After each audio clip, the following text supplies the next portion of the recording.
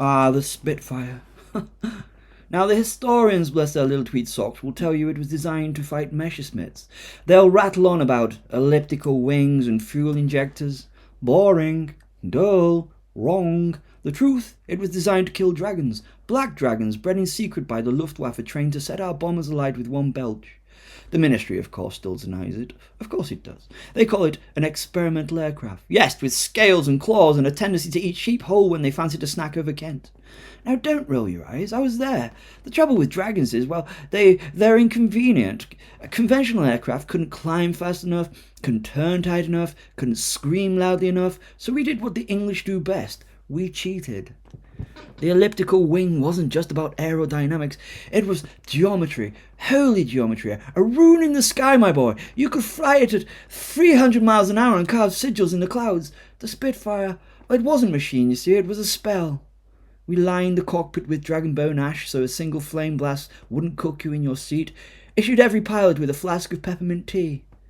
Dragons detested the smell, reminded them of some ancient herbivore that used to kick them in the groin during the Cretaceous period, I think. And that Merlin engine, the name wasn't coincidence. Its roar was tuned perfectly to a pitch where dragons would find it unbearable.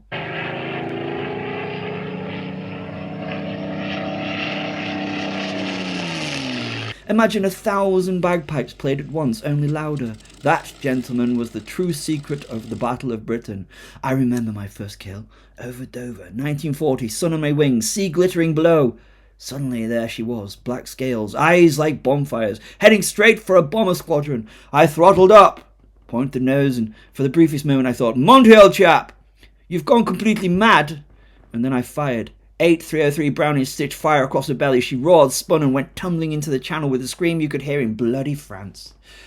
That was when I knew the Spitfire wasn't just a fighter plane. It was Excalibur flung skyward, and we were knights jousting in aluminum armour. Is it aluminum? Aluminium? I don't know.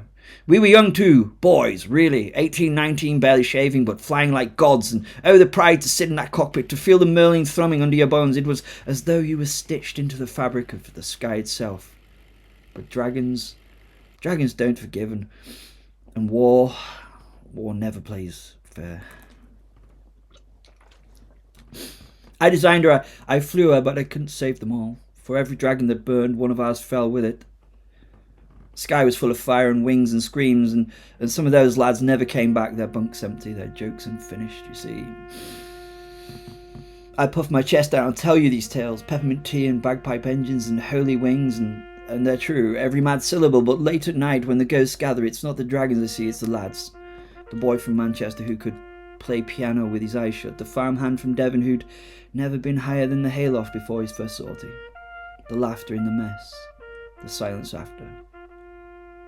Yes, we killed dragons, but the price was higher than anyone will ever admit. The Spitfire was my proudest creation, but it carried my greatest sorrow. You can slay monsters, gentlemen, but you can't save everyone.